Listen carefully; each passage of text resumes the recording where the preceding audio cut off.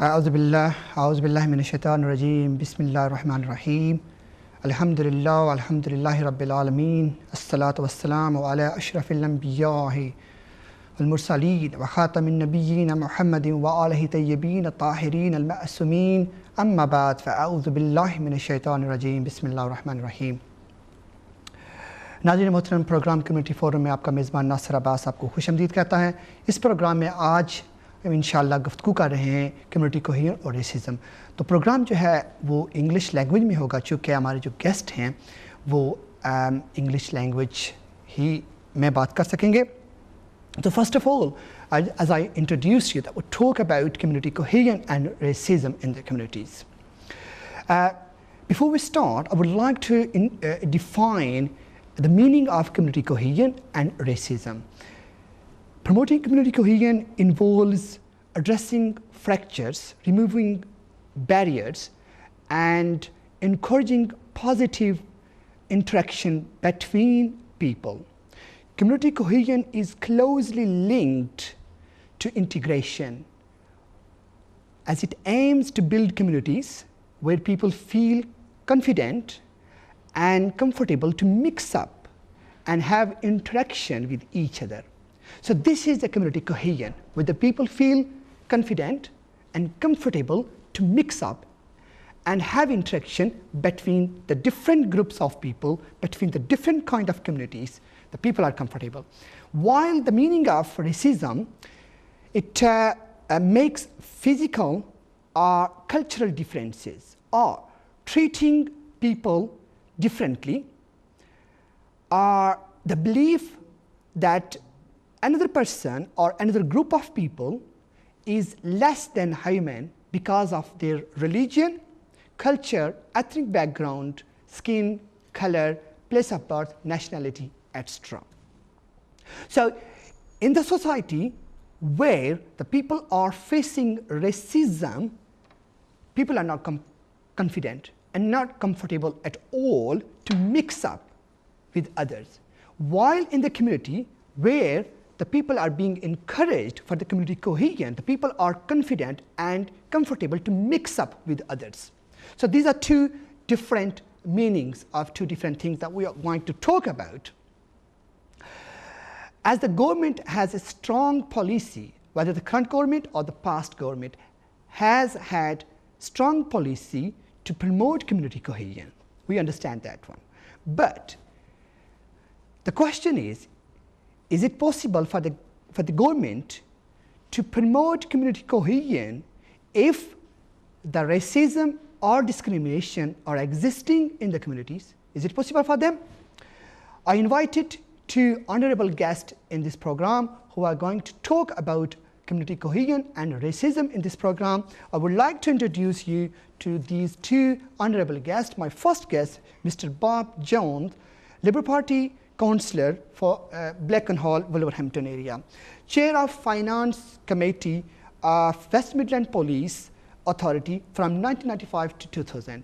And Mr. Bob Jones, if he is successful, will be appointed as a police commissioner in the future.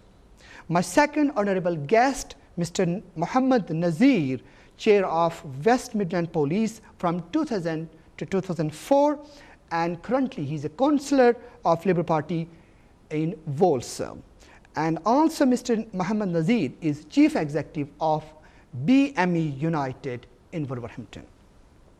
Thank you very much for honorable guests for participation in this program. As I actually introduce my in the program, in starting the program, we're talking about community cohesion and racism. Every government, whether the Labour Party government or the Conservative Party government, both government has had policy to promote the community cohesion. But we understand there is a racism in the community as well. Not everywhere, but in some places there is a racism and discrimination. Racism, are you agree that racism is a major barrier to community cohesion? Absolutely. Clearly, to actually work together, you need to look at where your interests are shared rather than where your interests are separate. If you move from a position where you treat every individual as such, a fellow human being with similar interests to yourself to a amorphous mass, some sort of general stereotype, then clearly it is very difficult to have that meaningful interaction and come together about the things, the common interests that you actually share, an action plan to sort of sort out those particular problems in the community. And it's obviously made worse if those stereotypes are potentially exploited for political ends, which is something regretfully we see on the continent with the recent very large vote for Marie Le Pen in France, but also in America, where there's been a whole series of candidates standing for law and order type positions on the basis of identity searches for Latinos on the basis they may be illegal immigrants. So there is some real issues. I think we're all, perhaps our culture, our background, makes us sometimes guilty of racial stereotyping or stereotyping people on the basis of where they come from. I think the issue is to what degree people are actually aware of that and actually can do something about it. I think there's an element where you could describe our backgrounds make us slightly racist because of that upbringing, because of those fables, that culture, etc. Yeah. I think the issue is to what degree you're conscious of it and actually willing to do something about it. Fantastic. Okay, Mr. Mohammed Nasir, are you agree?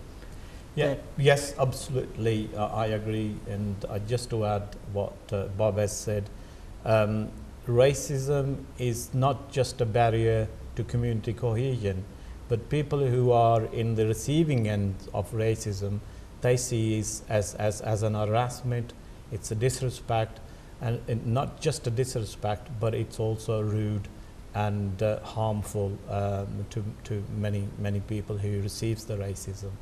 Racism does go underground sometimes, and then time to time it resurfaces it. You can understand sometime like it shouldn't be a racism anyway, or prejudice and discrimination, but you can understand it coming from individuals who perhaps have got not a broader knowledge and understanding of the other cultures and other people. But if it is institutional racism, and then I think there is no room for that, and that is not tolerated and should not be tolerated. That's fine. Thank you very much. It's true that actually it's individual matters. It's not organization actually that actually could empower racism. This is an individual. We understand, but if it's individual, still it's a barrier to community cohesion. It's very interesting if I ask this question to Bob John, because Bob, if he is successful, he will be appointed as a police commissioner. And if he actually appointed as a police commissioner, then Bob actually could tackle these problems comfortably and easily. The question is, for example, Muslims found themselves coming under attack and facing suspicion and hostility. The language used by the media also reflected the changing attitudes to Muslims. Words such as extremism, fundamentalism, and radical and sometimes Islamic extremist began to be used in headline across all sections of British press. The British National Party, BNP, in particular, seized the opportunity to exploit this climate of fear by producing anti-Muslims propaganda to feed on people's prejudices and insecurities. A BNP campaign leaflet in the past entitled Islam Out of Britain sought to explain the threat Islam and Muslims pose to Britain and British society.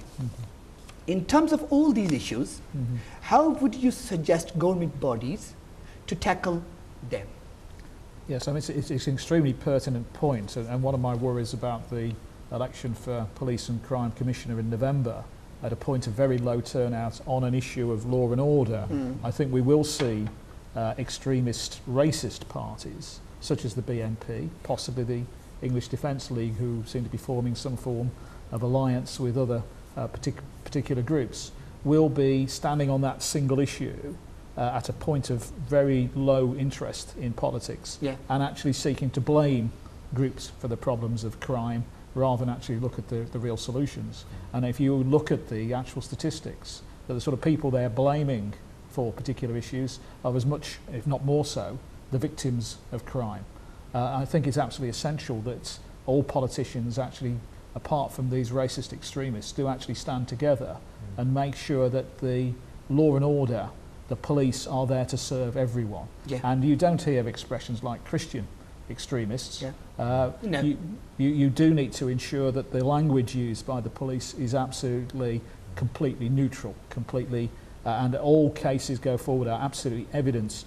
Law breaking needs to be actually dealt with, whatever community it actually comes from.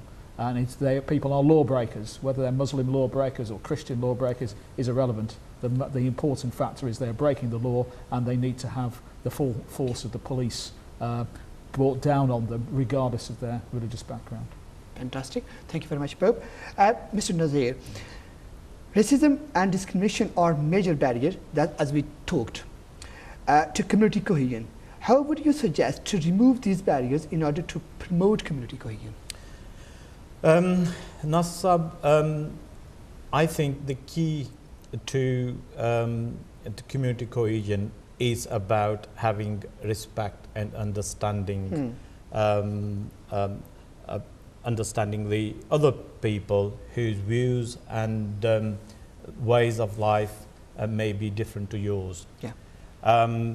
And all of this responsibility, I think, sits with each and every one of us. We live in a multicultural, multi-religious, and in a very diverse society.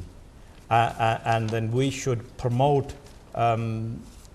this strength as a positive thing that this country has.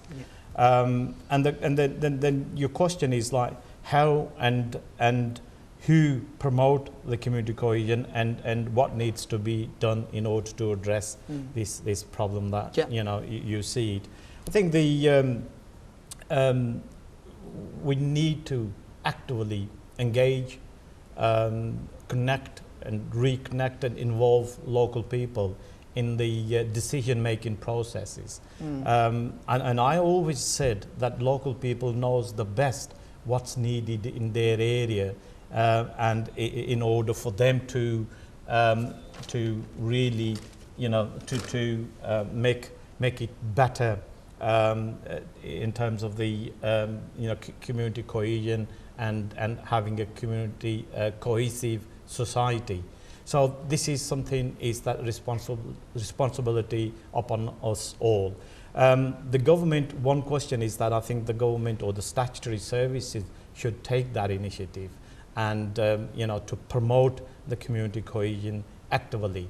And this is not to say that the individual or the community groups or the religious groups don't have this responsibility. It's a responsibility upon us all to do something about this, and the government should take this initiative. That's fine. Thank you very much, Muhammad Nazim. Mr. Bob John, again I come back to you, and it's very relevant to the responsibility you are actually going to take in the future if you are successful. I read a newspaper, and it's about racism in police. Firstly, I would like to ask you, are you agree that there is a racism in the police? I think there is a number of people who have racist stereotypes. I think the issue is to what degree, as I was referring to earlier, they are aware of them and actually hold back those racist stereotypes and still continue to serve the public equally, regardless of what background any of those members of the public come from.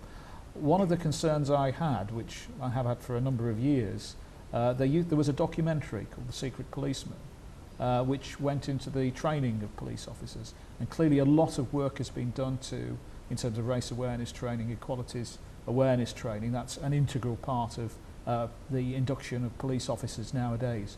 And one of the concerns there was that many of the officers who had those racist stereotypes, rather than actually confronting those stereotypes, that inherent racism, are actually finding ways to actually covering it up. And that is a concern which I've had for a number of years, and the recent incidents in the Metropolitan Police in the Northern Ireland, in the police service in Northern Ireland, may well suggest that that concern is something where there is increasing evidence that that is the case. Yeah. I'm giving the reference of a newspaper that I took actually from the newspaper last week. Currently there are 11 separate cases of alleged Metropolitan Police racism under investigation. Yeah. The 11 are under investigation. These cases are involved 20 police officers, 8 of whom have been suspended. So it means that's clear they were actually involved in racism. So that's why they have been suspended. 1 civilian staff member, 5 officers have been placed on restricted duties. 7 of the officers under investigation are based in the Olympic Borough of Newham. So how would you, for example, if you are a police commissioner in the future, how would you tackle these problems in West Midland Police if they are, I mean, in some of the police officers showing racism in the community? How would you tackle? Well, while the main disciplinary actions would be still a matter for the Chief Constable, as that's the responsibility of the Chief Professional Officer rather than the politician, on behalf of the community I would clearly be impressing the Chief Constable to deal with these as effect. One concept which I would differ from the approach that's been taken in the Metropolitan Police is, while suspension is meant to be a neutral act to allow the investigation to take place so people can't tamper with evidence, one of the other major reasons for suspension is to ensure that the public have confidence that those actions aren't continuing. Now, if you had a police driver who was being investigated by the IPCC for a driving incident, I think it's perfectly legitimate to actually put them on restricted duties. The problem I have where there is an allegation of racism, to put them on restricted duties rather than to suspend them, I'm not quite clear what duties exist that the public would have confidence in, that a racist approach, a discriminatory approach, could not adversely affect the confidence of the public in that policing is being delivered fairly and equitably. So one of the differences I would very much do will be to press the Chief Constable that if there are allegations of racism that are being investigated, to maintain the confidence of the public, those officers should be suspended. Clearly a matter for the Chief Constable, but that's a view that I would very much express, which I think would reflect the views of the community as a whole. Can I just to say that Bob and I go back a long time. We both served on the police authority for many years, and we both are former chair of West Midlands Police Authority. I think at the time, and still is the case, the police authority worked very closely and as an authority, as a team, and worked with the Chief Constable to get this message across that racism will not be tolerated at all.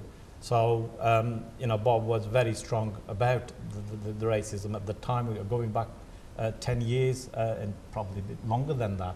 I think that the racism is, and especially with the police service or any other institutions, where there is it's overt or covert racism should not be tolerated. And I agree with Bob absolutely that if a police officer is or made or a comment about individuals or any racist comments, there isn't sort of a post for that officer to say like, okay, we'll pull you off this frontline service and we'll put you behind the desk or something like that. Whatever you do, I think we work for the community and on behalf of the community. So the racism, there's no room for any racist officer or individual. You both councillors, you're very close with your communities, whether in Blakenhall or Walsall, Wolverhampton, wherever. What opportunities would you think you provide to your communities that they feel comfortable to make a complaint if they have any complaint against racism, whether it's about police racism or any local authority members, what opportunity would you think that can be given to the community people? Well, I think it's absolutely essential that people do feel they have the confidence that if they complain, it will be dealt with effectively and appropriately. I think there are opportunities where some people may be concerned that if they complain about the police will ignore them or even take action against them. And we have been involved in setting up a whole series of arrangements where you can actually take those complaints forward in a completely anonymous matter. We've also been setting up organisations in the voluntary sector that can help people take those complaints forward on their behalf. If they feel they can't articulate, record, present those complaints in an effective way, there are people there to help them. So I think things have improved and people are more willing to actually take them, but it's absolutely essential that if people take those complaints forward, that it's absolutely essential for them to have confidence that people actually see the action, which is why I am slightly concerned about incidents in the Met where people aren't suspended. That sends the wrong message and doesn't encourage people to actually come forward with their complaints. I think things have moved on. I mean, so there has been a lot of training, there's been a whole series of actions both myself and Naz have been involved in on a national level. And one slightly encouraging factor in the recent suspensions is several of the items of evidence have actually emerged from other police officers. Probably back in the 80s and 90s, it would be very unusual that other police officers reported their colleagues. So that's one area where we do seem to have made a bit of progress, but clearly there still is some way to go. There is one problem I would like to ask Mohammed Nasir. The one problem, especially in ethnic minority people, a lack of awareness, way to complain, how to complain. How would you suggest people to tackle these problems? Yes, I've actually learned this through my current job as working with the BME United. This is a voluntary sector. I think the important thing is to empower individuals and empower people, and you could empower people through raising awareness. And the awareness, more they're aware about the things, and they have knowledge, and of course with the knowledge, you could do something about it if you're a victim of racism or you've been harassed. And I think that is very important to engage individuals and the groups of people, and say that that these are the processes, these are the channels that they could go through if they have any problem in terms of racism, prejudice, or a discrimination. So I think holding some sort of awareness workshops, it does help, not just on this one single topic, but there are other things that you can empower individuals through raising awareness. You agree?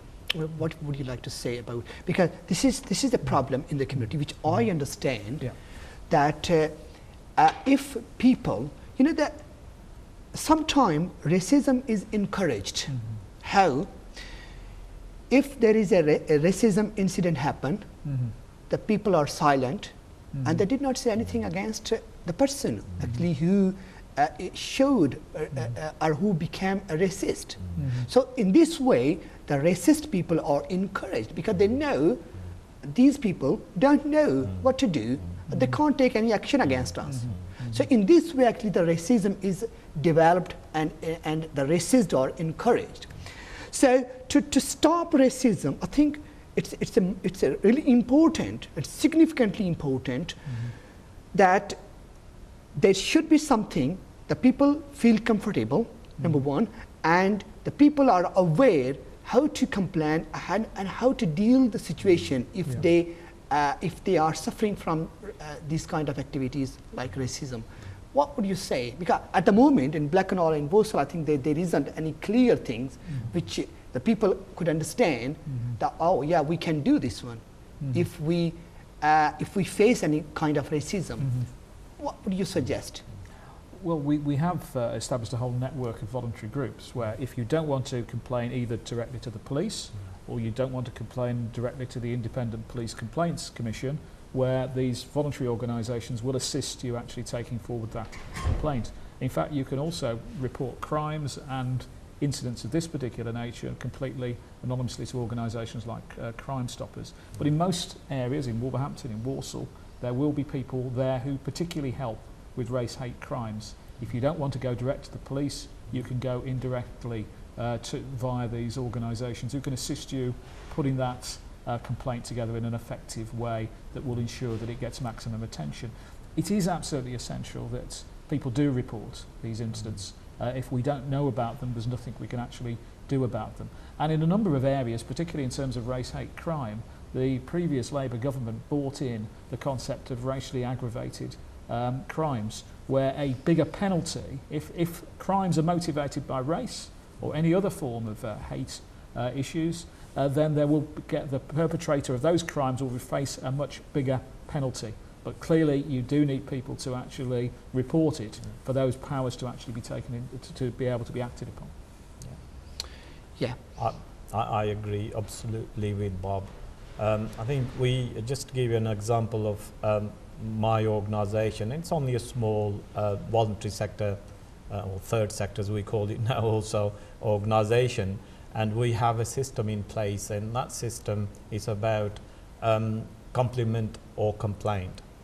Once the officer or any person dealing with the individual from the public on a small matter, we given the form at the end of the session, the form is given, and that form is called compliment or complaint. So people are encouraged to make a complaint if they're not served properly, and I think that should be that should go across the board to larger organisation, police, local authorities, who are the service providers.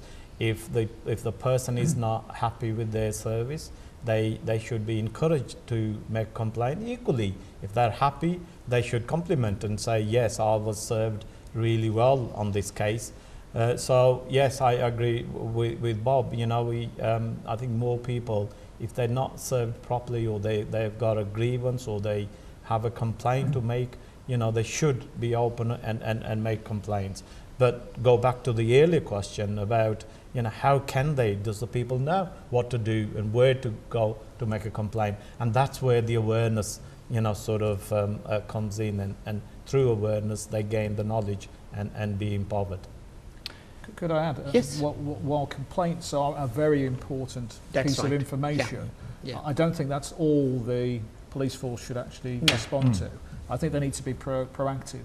I mean, so any particular policy, any initiative needs to be fully equality impact assessed. We need to actually meaningfully consult with all our communities. We need independent advisory groups that properly represent the community, that can actually offer that support and advice, and ensure that the police are aware that where they're taking a particular policy that may have an adverse impact on one section of the community or the other, that's made fully aware to the police and impossible to actually avoid it. I think our professional standards department should be proactively looking through the records of everyone, and even if there isn't a complaint, if there are a number of incidents and information about police officers, they need to be very carefully monitored, advised, trained, etc., because prevention is infinitely better than actually cure. One of the problems you've always had complaints is looking at the pattern. Is the increase in complaints good news because people have become more confident to actually express those concerns, or is it bad news because you are capturing most of the particular complaints and you're seeing an increase in actual activity?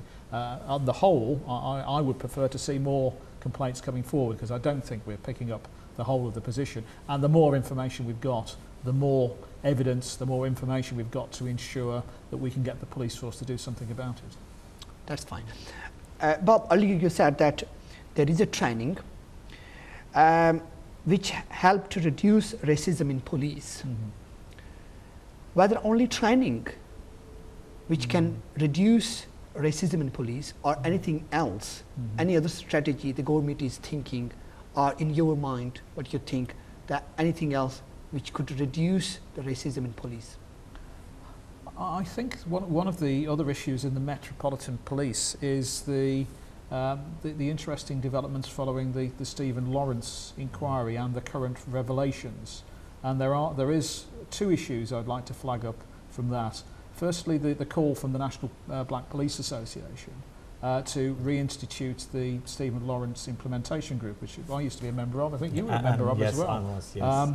Which, following the Lawrence inquiry, Sir William Macpherson's inquiry into the death of Stephen Lawrence, had Doreen Lawrence on it, had a whole series of really key people, both from the community, the academic world. It was a really powerful body looking at any aspect of racism, discrimination in the police, came forward with a whole series of suggestions.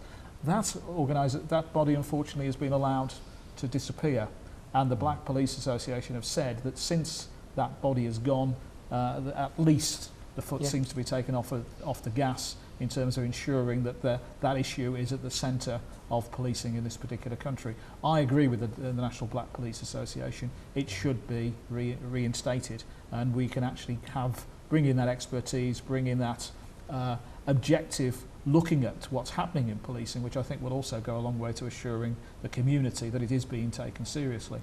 The other issue I think arising from the Stephen Lawrence inquiry is the revelations about the investigations into Are you optimistic about these changes? I think there has been a considerable progress. What I am concerned about, which is what I referred to earlier, is to what degree we're seeing people making sure they can not show racism in an overt way, but can continue to behave in a racist behaviour in a covert way. That some of the training has taught them how to avoid being caught in their racism rather than actually standing up to that particular racism, ensuring they don't show a racist one. And I think that's an area we do need to do a considerable amount of work on. I think we need to look at the training, we need to look at the monitoring, we need to look at the way professional standards departments proactively look at that. So I think there is a lot more work to do. But the other element, I think, which is the big topic in London at the moment, is I very much agree that the Home Secretary should call for a further inquiry into the Stephen Lawrence. Can I interrupt you? I just would like to take a phone call. Hello, Assalamu alaikum. Hello. Hello. Hello, Assalamu alaikum. Wa alaikum salam. Yes, brother, can I take your name? What would you like to say? Yes, my name is Muhammad Ali. I'm calling from London. Okay, Muhammad Ali. What would you like to say? To your guest as well. Thank you very much. Okay. So the question is, how do we crack down racism? Crack down racism, yes. yeah. And this is a big issue. It is a worldwide issue, you know that. So I don't think so we can achieve anything verbally. We need it practically, you know that. Yeah. So my suggestion is we have to we exchange each other. What we have to exchange, like at school level, when our children's going to a work experience or when the holidays start from the school. So our government, the British government, should exchange with Indian government. Like our children, soon they have work experience, they should leave this country, they have to go to India. And Indian children, from the school levels, we exchange. So when our children go to the big land and they have learn from there, I think we can crack down racism that way, the practical. Like the police department, children's, many departments. We should, government level, we have to exchange. Otherwise, I don't think so we have any solution we can crack down racism. Thank you very much, Muhammad Ali, for your suggestion and your question. The question, I think, first I'll let Bob finish that conversation that he was giving me. How can we crack down racism? And Mr. Muhammad Ali actually gave some suggestion about the racism in schools. How can we actually tackle the racism in school? So you carry on your conversation. Well, the further point I was going to make is that I do think the Home Secretary should call a further investigation into the Stephen Lawrence death.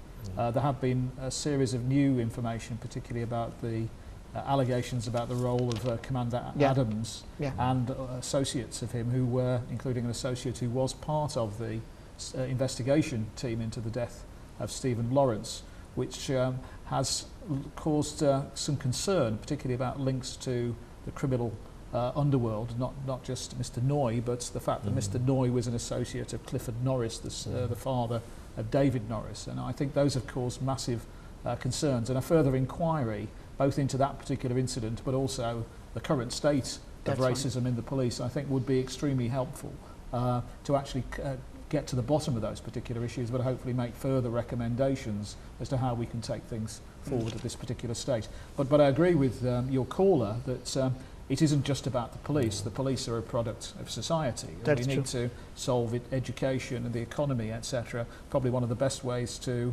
ensure community cohesion in the future is to ensure there are jobs, apprentices for people, where people actually can come together for a common enterprise, working together, where people do actually come together, seeing that we are just fellow human beings, that we're all interested in the success of that particular firm, where people can come together in youth clubs, schools, etc. That's probably some of the better ways to actually challenge both racism and improve community cohesion.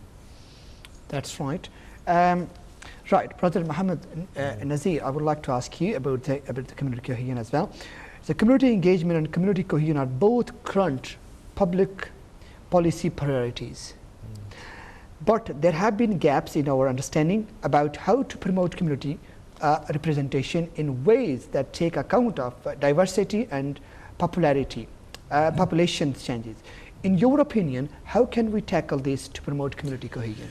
Yeah, like I said before, and before I answer this, can I just add to your Bob, caller and yes, to Bob. I think I agree with Muhammad Ali Saab and also what Bob has said. I think we could do various measures, and it could start at very early sort of stages at at school level, and the children to have this, say, understanding and respect for each other. And this is very, very important. There are various things that we could do and in order to tackle and address the racism. Racism is very, very serious, and especially people who are in the receiving end. Now, your question, Nasir, like I said before, I think it's about respect and understanding, isn't it? If you understand someone and this person's views and the way of life may be different to yours, but it's understanding and it's the respect. And once that is in place, then I think we can integrate better, and through integration there is a better community cohesion. And this is a responsibility, on all of us. Okay, thank you very much. You both, as I just only want to repeat this one, responsible, because you're a counselor and you have very strong link with your communities. Every community member come to you, whether it's disregard it's English, Christian, Muslim, Hindu, any kind of religion, they all come to you. How would you work in your community in order to promote community cohesion in your communities? Well, hopefully I already have.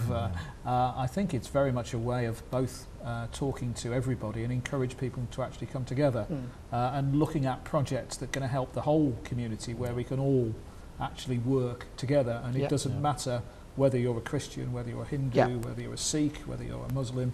The fact that that is to the benefit of the community, and actually forming these groups that are as widely representative as possible is the most effective way to actually take forward those campaigns, to take forward those projects. So a whole series of campaigns in my area. For instance, on our local park, we used to have a problem with people drinking and abusing people.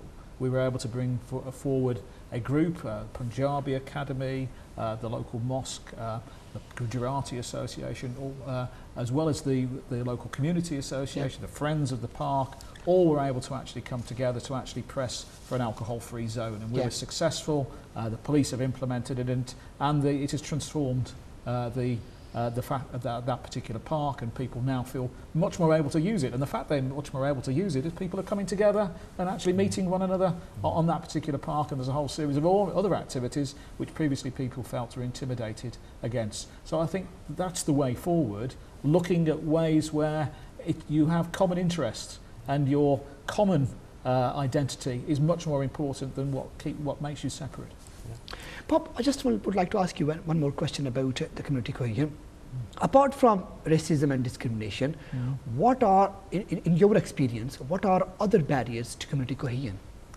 I think isolation, where people just mix with a particular group where you're very similar to one another, where you don't actually mix with other people. Yes. Which means you're more prone to saying, well, you know, all those Hindus are like that, all those Gujaratis are like that, etc. Sorry to interrupt. How can we tackle this isolation? This is true. I agree with Bob, the isolation, but there is a reason behind this isolation.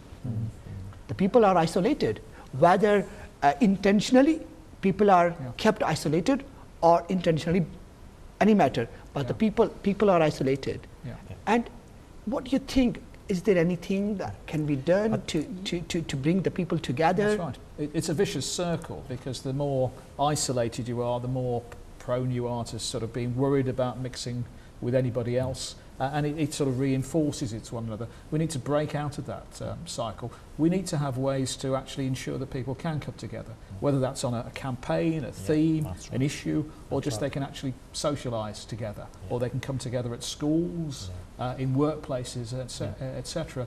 And I think some of the most effective organisations I've seen in the past have been people like trade unions, when they've actually decided that looking after their common interest and improving their lot, improving their working conditions, has meant that while people might have had some suspicions about people who weren't the same as themselves, they actually realised all of them together could be much more powerful in changing those conditions of service. And I think that rule applies across the board. Let's look at where people have an interest in trying to improve the facility. And I think they'll rapidly realise actually coming together with people you may not fully understand or have suspicions about actually makes you much more powerful, empowers all of you, and basically the group is much stronger than individuals trying to tackle those policies by themselves. Yeah. I think too, the key to isolation is better community engagement. It's if you involve, and I think it's important to see the difference between just informing the local community and local people, then involve people. If you involve local people, then they get interested, and once they're interested, they take on the ownership of the tasks, what they do as together.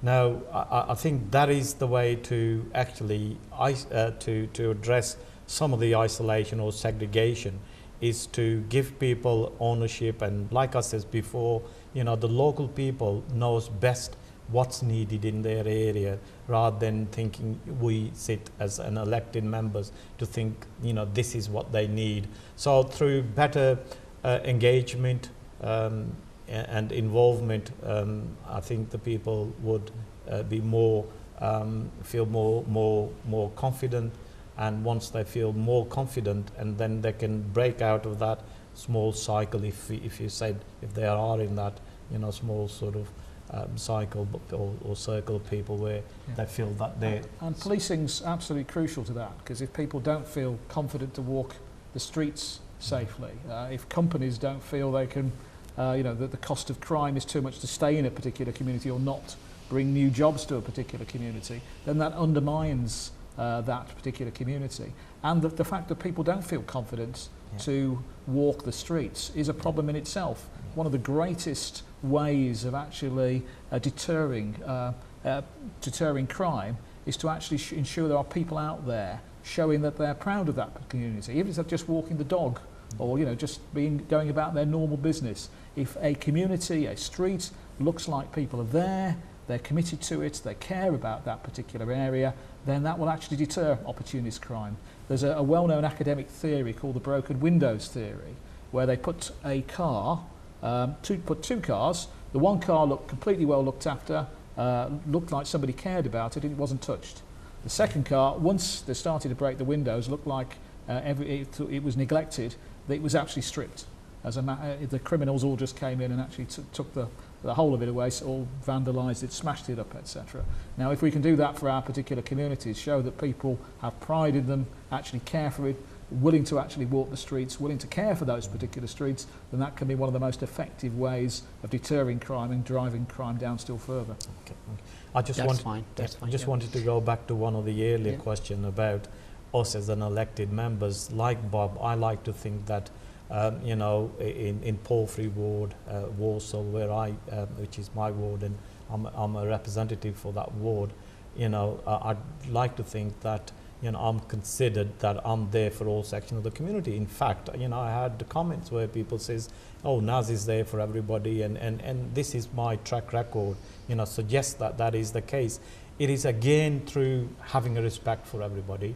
It's again through involving, informing and engaging all sections of the community and listening to people, you know, and I think this is the something that we could take on board, is actively listening and engage to the community, people, and, to the community people, to local people, and convey that message, whatever they have to, you know, sort of share with you or discuss, or any issues they have, is to convey it to the appropriate authorities and appropriate bodies. But firstly, you've got to understand and listen to local people, and I think this has been with us both for many years. I say both because where I work, Bob has happened to be the ward council for that areas, and a lot of people come to us. We've got only 2 minutes left, actually.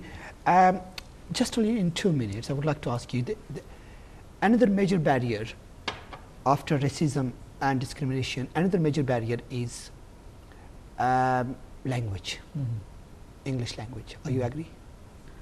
Clearly, if we want people to communicate with one another, it's useful to have a common language to actually. The people have a poor communication. Yes. How can they interact with others? Yes. Are you agree with it?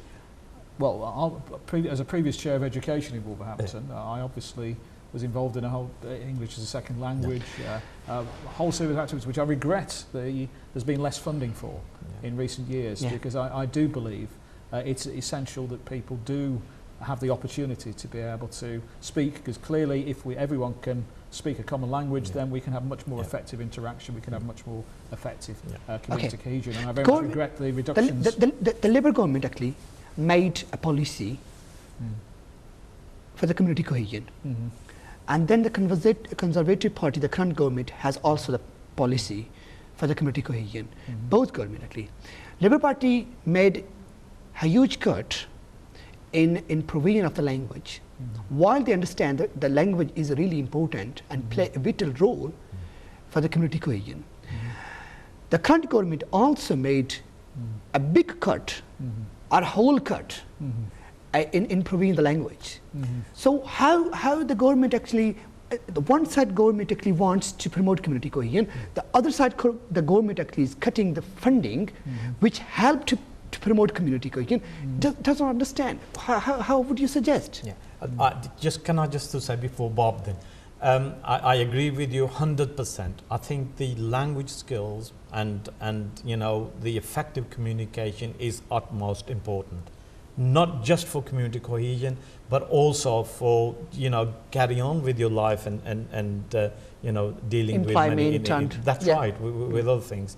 So I think to again to empower people, I think through language skills is very important, and make the provision available for, you know, fundings. Yeah, I agree with you. I think you know, this is an area where the government should take a full responsibility of making sure that the funds or funding is available for, you know, to educate and to. I think it's a real problem that people have said they're in favour of community cohesion and then take a whole series of actions, such as cutting language funding, cutting youth clubs, cutting a whole series of neighbourhood renewal funding, which they say they're in favour of community cohesion, but actually then cut some of the services they deliver. The time has run out. The time has completely run out. We don't have any time actually. I've been told the control room, the time has run out. Just, would you fight to get some funding from the government